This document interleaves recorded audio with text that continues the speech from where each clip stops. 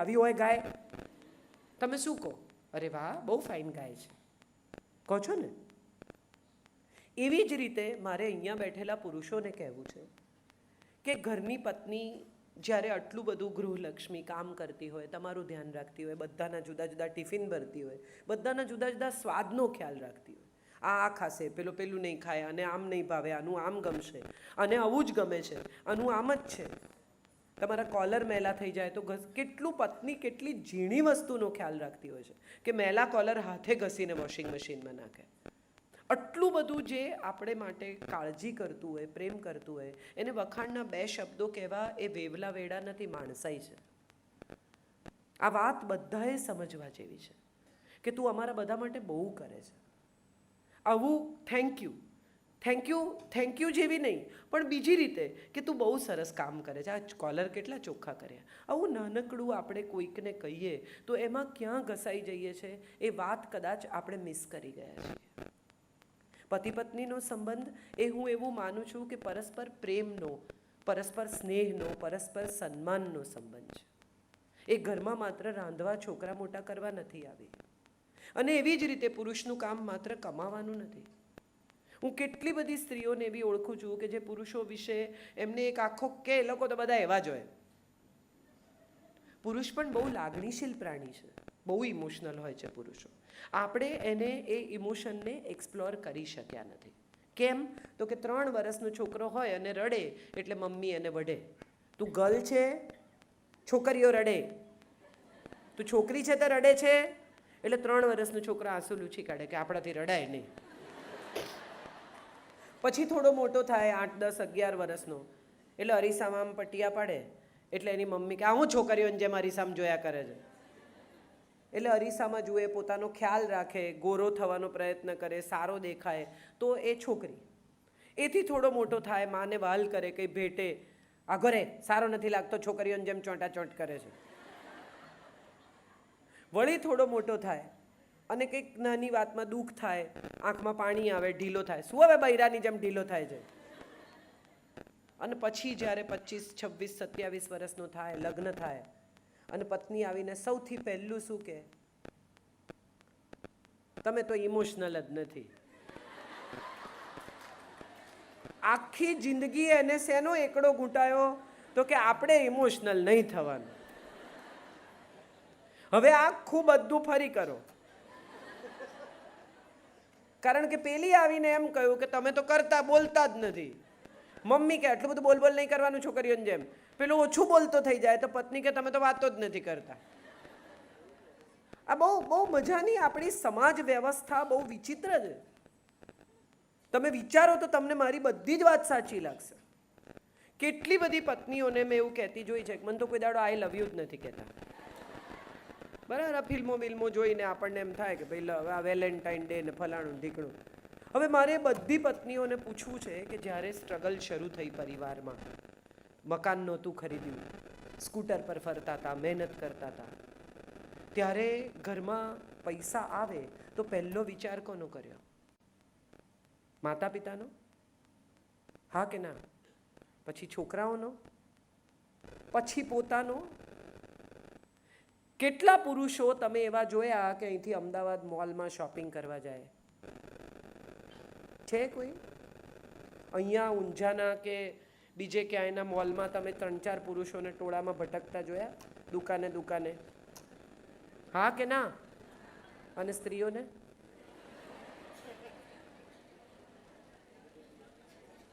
કઈ વાંધો નહીં. હવે અત્યારે એમ થયું કે આ ખોટી આને બોલાવી.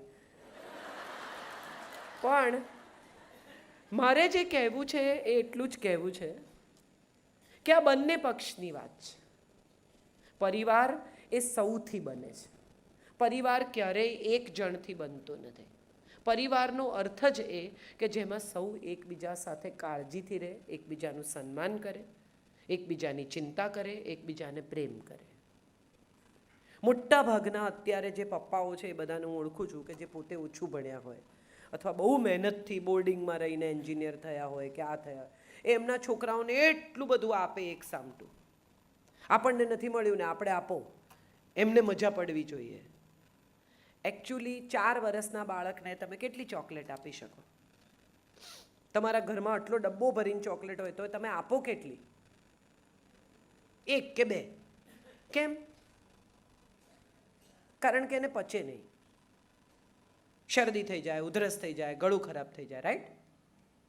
તો તમારું બાળક જે મોટું થઈ રહ્યું છે એને તમારા ઘરમાં ડબ્બો ભરીને ચોકલેટ હોય ને, પૈસા, એ બધા સામટા બતાવો નહીં. એને ખબર પડવા દો કે સંઘર્ષ શું છે. એને પોતાના કમાયેલા પૈસાનો આનંદ લેવા દો. બધું જ આપી દેવાથી તમે બહુ સારા માતા પિતા પ્રસ્થાપિત થશો એવું જે પણ લોકો માનતા હોય એ લોકોને મારે કહેવું છે કે તમે જિંદગીની મોટામાં મોટી ભૂલ કરી રહ્યા છો. બધું જ આપી દેવાથી તમારું બાળક કશું જ નહીં કરે. એને એવું લાગશે કે હવે મારી પાસે બધું છે, મારે મહેનત શું કામ કરવાની? આપણે તો પપ્પાની તૈયાર સીટ પર બેસી જવાનું છે. આ લાગણી તમારા બાળકને ન આપો, એટલા માટે કે એને તમે ભવિષ્ય માટે તૈયાર નથી કરતા, તમે એને પાંગળું કરી રહ્યા છો. આપણા ઘરમાં દીકરી અને દીકરા 2 જણા વચ્ચે બહુ તફાવત હજી પણ છે. ભલે બધા એમ કે અમે તો અમારી દીકરીને દીકરાની જેમ મોટી કરીએ છીએ, તેમ છતાં મને તો પહેલાં આ વાત સામે પણ એટલો જ વાંધો છે કે અમે દીકરીને દીકરાની જેમ મોટી કરીએ છીએ. એનો અર્થ એમ થયો કે તમે મનોમન એવું તો સ્વીકારી જ લીધું કે દીકરાનો ઉછેર બેટર છે. હું એમ કહું કે હું મારી દીકરીને દીકરાની જેમ મોટી કરું છું, એનો અર્થ જ એવો થયો કે દીકરાને સારી રીતે મોટો કરીએ છીએ, માટે અમે દીકરીને દીકરાની જેમ મોટી કરીએ છીએ. બરાબર? કોઈ એમ કહે છે કે હું મારા દીકરાને દીકરીની જેમ મોટો કરું છું? કેમ? દીકરાને પોતાની ચાદર પાથરતા, બટન ટાંકતા, શૂઝને પોલિશ કરતા, કબાટ ગોઠવતા, થાળી પીરસી લેતા, જમી લીધા પછી ખાવાનું કાઢીને ફ્રીજમાં મૂકી દેતા કેમ નહીં શીખવવા? એને ક્યાં કરવાનો વારો આવશે? આવે તો આપણે આપણા સંતાનને ભવિષ્ય માટે તૈયાર જ નથી કરતા. ભણેલી સરસ આવી આવે મેનેજમેન્ટ ભણતી દીકરીઓ છે, એ કાલે સવારે કોઈના ઘરે પુત્રવધુ થઈને જશે, 50,000 રૂપિયા પગાર કમાશે, સવારથી સાંજ સુધી કામ કરીને એ પણ આવી હોય, એનો પતિ પણ આવ્યો હોય, એણે સરસ રસોઈ પણ કરી હોય, અને બંને જણા જમી લે પછી એ નાનકડી આશા એવી રાખે કે ખાવાનું કાઢીને ફ્રીજમાં મૂકી દો ને. તો નાના કેવડા વાસણમાં ખાવાનું કાઢવું અને કેવી રીતે ઢાંકવું એટલું જો માએ શીખવ્યું હોય ને તો પુત્રવધુ આશીર્વાદ આપે કે તારી માએ તને બહુ સરસ ટ્રેન કર્યો છે. હવે સમય એવો બદલાયો છે કે પહેલાં સાસુ પુત્રવધુને એમ કહેતી કે તારી માએ કંઈ નથી શીખ્યું. હવે 10-15 વર્ષમાં એવો સમય આવશે કે પુત્રવધુ એમ કહેશે કે તારી માએ તને કંઈ નથી શીખ્યું. આવું ન સાંભળવું હોય ને તોય તમારા દીકરાને થોડો થોડો તૈયાર કરો. પોતાનું કામ જાતે કરી લે, એમાં ખોટું શું છે? જો આપણે પુત્રવધુના 50,000 રૂપિયાના પગારની આશા રાખતા હોઈએ, કે આપણે એવું ઈચ્છતા હોઈએ કે ઘરમાં ભણેલી છોકરી આવે. બીજી પણ એક વાત મને બહુ નવાઈ લાગે છે, જે આ તરફ બહુ જ વધારે છે. ભણેલી ગણેલી છોકરી આપણે લઈ આવીએ છીએ પણ એને કામ નથી કરવા દેતા. અમને જરૂર નથી. આમાં જરૂરનો પ્રશ્ન જ નથી. પૈસાની જરૂરિયાત એ કામ કરવાનું એકમાત્ર કારણ નથી. એજ્યુકેશનનો ઉપયોગ પણ બહુ જરૂરી છે. એક છોકરી જે ભણેલી ગણેલી છે એ ભણી ગણીને ઘરમાં બેસે તો એની આટલી બધી બુદ્ધિ શું કરે પછી આખો દિવસ? કોને મળતા હશે? ક્યાં જતા હશે? ધાર નીકળે ને, ભેજું તો ભેજું છે. જો તમારી પાસે પડેલા વસ્તુઓનો તમે સાચો ઉપયોગ ના કરો તો શું થાય? ખોટો ઉપયોગ થાય. એ પણ બિઝી હોય, એનો પણ દિવસ બિઝી ગયો હોય, આનો પણ દિવસ બિઝી ગયો હોય, બંને જણા સવારથી બહાર હોય ને સાંજે જ ભેગા થાય તો ઝઘડો થવાના ચાન્સ કેટલા ઓછા થઈ જાય એનો વિચાર કરો. પહેલાંના જમાનામાં જ્યારે જોઈન્ટ ફેમિલી જોડે રહેતું હતું, બધા દાદા હોય ને દાદી હોય ને જેઠ હોય ને કાકા મોટા બાપા હોય ને પછી એના વહુ હોય ને પછી પપ્પા હોય ને મમ્મી હોય ને દિયર હોય ને નણંદ હોય ને, એમાં સવારે ઉપર કે જ્યાં બી તમારા બેડરૂમમાં ઝઘડો થયો હોય એ પછી સીધા 2 જણા રાત્રે બેડરૂમમાં મળે. સવારથી સાંજ સુધી બંને જણને આર્ગ્યુમેન્ટ કરવાનો ચાન્સ જ ના મળે, કારણ કે ઘરમાં કોઈને કોઈ હોય જ. સાંજ સુધીમાં પેલો જે ઉભરો હોય ને ગુસ્સાનો એ બેસી ગયો હોય. તરત ને તરત આર્ગ્યુમેન્ટ ના થાય ને તો વાત બેસી જાય. તમે નોંધજો આ વાત. તમે એ જ ટાઈમે જવાબ ના આપ્યો હોય ને તો સાંજે તમને એમ થાય ક્યાં આમાં લડવું મૂકો. પણ જો એ જ ટાઈમે તમે સળગાવ્યું ને પેટ્રોલ છાંટ્યું એમાં, પછી તો શું બળે એનું નક્કી નહીં. એક પતિ પત્ની ઝઘડતા હતા, એટલે સવારે 10 વાગે ઝઘડો ચાલુ થયો. રાડા રાડ ને બૂમા બૂમ ને વાસણ ફેંકે ને પહેલાં તો પડોશીઓને મજા આવી કે આ સારું ચાલે છે, આજે એન્ટરટેનમેન્ટ. પછી ચાલ્યું તો રાતે 10 વાગ્યા. હવે બધાને એમ થયું કે આ શું આ નહીં દે. એટલે એક સરસ મેચ્યોર ભાઈ બાજુમાં રહેતા હતા, કાકા, એ ગયા કે આવું? તો કે હા આવો. કે ઝઘડો શેમાંથી થયો બેટા? એટલે પેલા બહેને કહ્યું કે સવારે 10 વાગ્યાથી ચાલે છે, અત્યાર સુધી કોઈને યાદ હોય કે શેમાંથી ઝઘડો થયો? પછી તો કેટલું આવી ગયું વચ્ચે. શરૂ ક્યાંથી થયું એ કોને યાદ છે? આપણે બધાનો આવો પ્રોબ્લેમ છે. મુદ્દો શું છે ઝઘડવાનો ખબર નથી. એક પતિ પત્ની બહાર નીકળ્યા સરસ તૈયાર થઈને, લગ્નમાં જવા, પાર્ટીમાં જવા. પત્નીએ સરસ મેકઅપ કરેલો, હેરસ્ટાઈલ કરાવેલી, તૈયાર થઈ. નીકળતા એણે પતિને પૂછ્યું, હું કેવી લાગુ છું? પતિએ કીધું, બહુ જ સરસ લાગે છે. હું જાડી થઈ ગઈ છું? હવે આ છે ને બહુ જ કોમન સવાલ છે, જેનો જવાબ ખરેખર એમ હોવો જોઈએ કે ના. એટલે પતિ કહે કે ના ના, સરસ જ લાગે તું. એટલે પત્ની પાછી પૂછે કે સાચું કોને? હવે છે ને મારે બધી, હું નથી પૂછતી, અરીસો તમને કહે જ છે કે તમારી શું સ્થિતિ છે. હવે તમે આ સવાલ પૂછો ને એટલે તમે માણસને ધર્મ સંકટમાં મૂકો છો. એ ના કહે તો એ જુઠ્ઠું બોલે છે, એ હા કહે તો એનું આવી બનવાનું છે. સત્ય સાંભળવું હોય ને, મારે આ સ્ત્રીઓને બહુ જ કહેવું છે. બહુ બધી સ્ત્રીઓ એવો આગ્રહ રાખે કે મને સાચું કહો. સત્ય સાંભળવું હોય ને તો સત્ય પચાવવાની તાકાત કેળવવી પડે. આપણા કોઈમાં સત્ય પચાવવાની તાકાત નથી. દાખલા તરીકે રોજ 7, 7:30 આવી જતો પતિ 10, 10:30 આવે. કોઈ દિવસ 2 ફોન કર્યા હોય, ના ઉપાડ્યા હોય. એ આવે એટલે પૂછે કે કેમ મોડું થયું? હવે જો તમે એવી આશા રાખતા હો કે સાચું બોલે, તો એ તમને કહે કે મારી સ્કૂલની એક બહેનપણી હતી, એ લગ્ન કરીને અમદાવાદ જતી રહેલી, આજે મને મળી એટલે હું એની સાથે બેસીને વાતો કરતો હતો.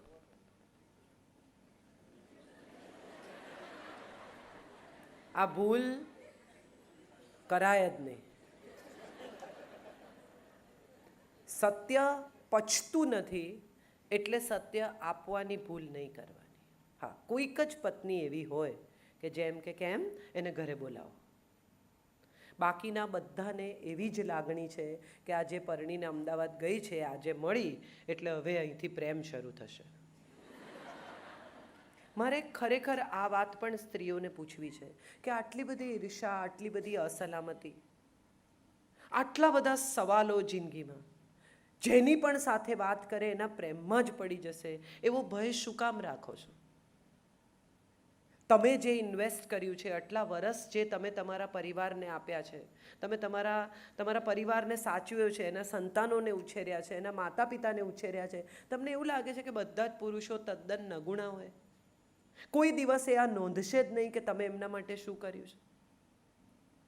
એવું ખરેખર તમને લાગે છે? એમને પણ સમજણ છે કે તમારું સન્માન જળવાવું જોઈએ, તમારી સાથે અમુક પરિસ્થિતિ ન થવી જોઈએ. તો આપણે એ પરિસ્થિતિને અવોઇડ કરવા માટે સરસ રીતે ન વર્તી શકીએ.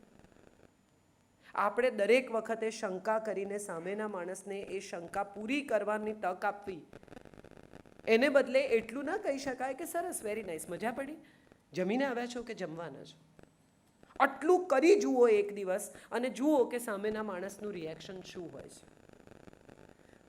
મુખ્ય મુદ્દો એ છે કે લગભગ આવા કોઈ પણ જવાબની સામે કાળો કકળાટ થાય ઘરમાં. અને એનું કારણ એ છે કે આ કાળો કકળાટ કરતાં કરતાં ધીરે ધીરે પુરુષ જુઠ્ઠું બોલતા શીખી જાય કે રહેવા દો ને ભાઈ, સાચું કહીશું તો ફસાઈશું. જો તમારે સત્ય સાંભળવું હોય તો સત્ય પચાવવાની પણ તાકાત હોવી જોઈએ. પતિ પત્ની વચ્ચે 7 પગલાં સાથે ચાલ્યા પછી મિત્રતા થઈ જવી જોઈએ. આવું સપ્તપદીના 7 વચન કહે છે. બધા વિધિસર પરણ્યા હોય તેમ છતાં સપ્તપદીના વચન કોઈને ખબર ના હોય અને કોઈ જાણતુંય ના હોય ને કોઈને મોઢે તો હોય જ નહીં. આપણે કોઈ દિવસ શું બોલીને વચન આપીને કયા વચન પર લગ્ન કરીએ છીએ એવું આપણે જાણવાનો પ્રયત્ન જ નથી કર્યો. બ્રાહ્મણ બોલે, આપણે રિપીટ કર્યું, ચલો લગ્ન પૂરા થયા, ઘેર જઈએ, જમી લો, બહુ તો. આનાથી વધારે કોઈ પણ પ્રકારે લગ્નને આપણે જોયા જ નથી. મને તો એવું લાગે છે કે જગતનો ઉત્તમ કોઈ સંબંધ હોય તો એ પતિ પત્નીનો સંબંધ છે. છોકરાઓ પોતાની દિશામાં જતા રહેશે, માતા પિતા નહીં હોય. બે જ જણા હશે કે જે એકબીજાની વૃદ્ધાવસ્થામાં એકબીજાની સાથે રહેશે. પણ ઇન્વેસ્ટમેન્ટ જ નથી કર્યું એટલે કાપવાનો સમય આવે ત્યારે તો કકળાટ જ રહ્યો છે, કારણ કે એ જ વાવ્યો છે.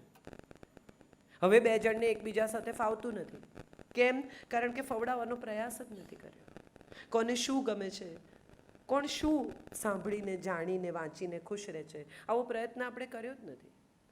મને યાદ છે કે મારા દાદાજી રોજ સાંજે ચાલવા જાય, ચાલીને આવે 5:45 આજુબાજુ.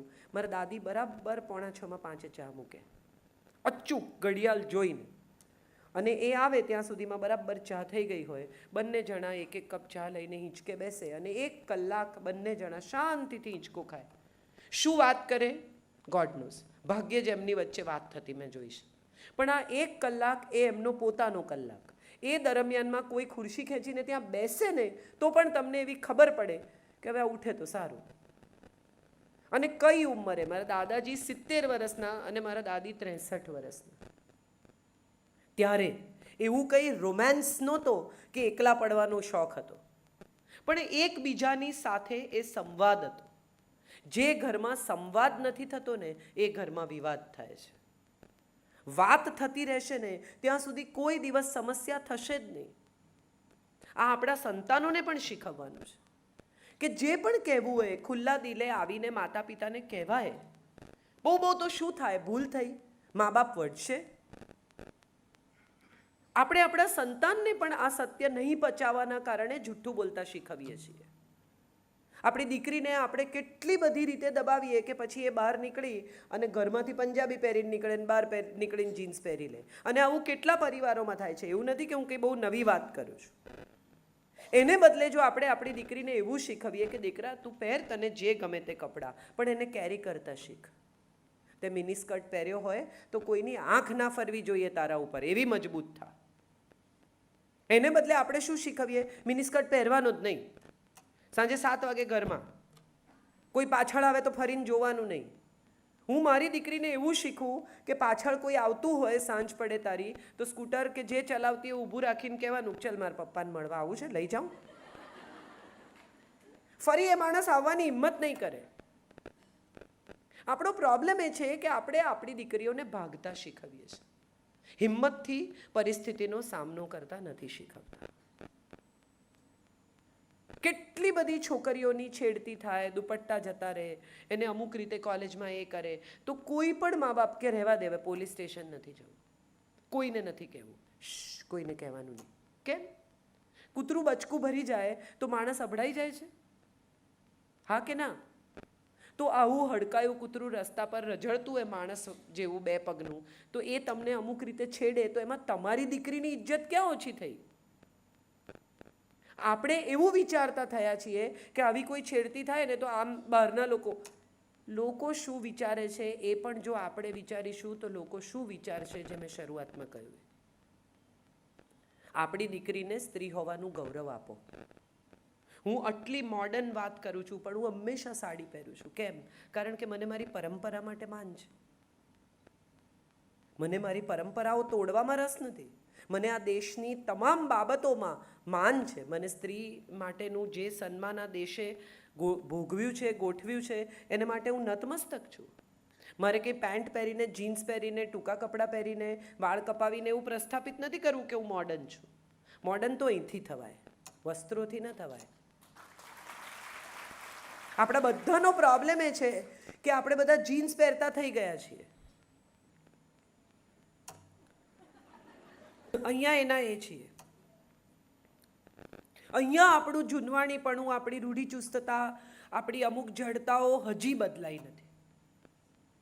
મારે એ વાત પણ કરવી છે સ્ત્રીઓ સાથે કે આપણે કેવા બાવા સાધુઓને ફટાફટ નમી જઈએ છીએ.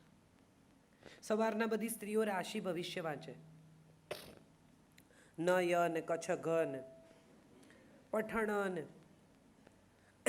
મારે બધી સ્ત્રીઓને પૂછવું છે કે તમને ખબર છે કે કૃષ્ણ અને કંસની રાશિ એક છે? હવે બધા કહેશે રામ ને રાવણની એક છે. શબરી અને શૂરપણખાની રાશિ એક છે. એકના એઠા બોર રામ ખાય છે અને બીજીના નાક કાન કાપી લે છે. એમનું ભવિષ્ય એક છે. એક જ ટાઈમે જન્મેલી બે દીકરીઓ, 1 મિનિટનો ફેર હોય કે બે દીકરાઓ 1 મિનિટનો ફેર હોય, બંનેના ભવિષ્ય એકદમ સેમ હોય છે. તો કઈ જન્મ કુંડળી, કયા ગ્રહો?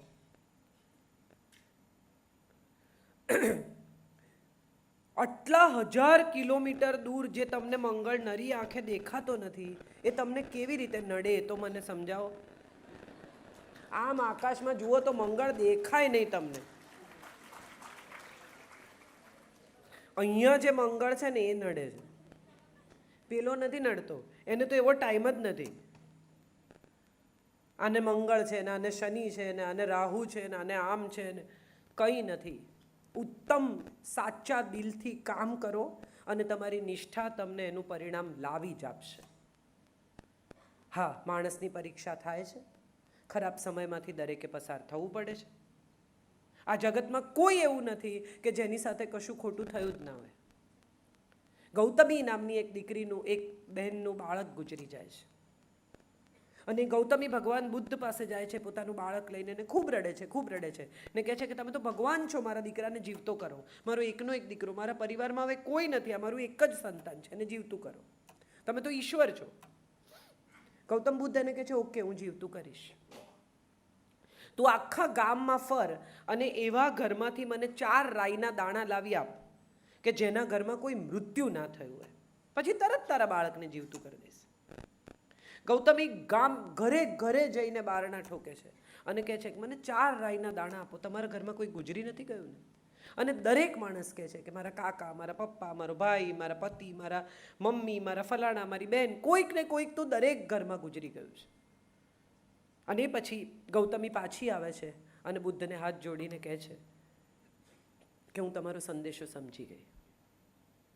ખરેખર સત્ય એ છે કે આપણે બધા પરીક્ષાથી બહુ ડરીએ છીએ, કારણ કે આપણામાં એ નિષ્ઠા નથી પરીક્ષા આપવાની.